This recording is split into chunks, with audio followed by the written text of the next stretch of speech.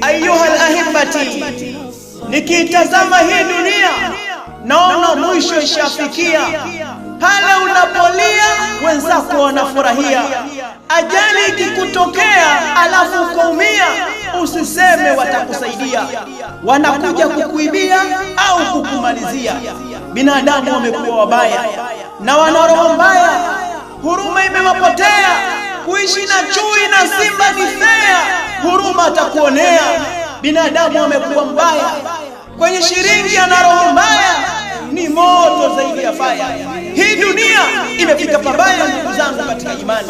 Qad tara sadiquka yub'inuka, unaweza ukamwona rafiki yako ndio anayekuchoma mshale. Watara aduka yunqidhuka, na ukamwona adui yako ndio anayekuokoa.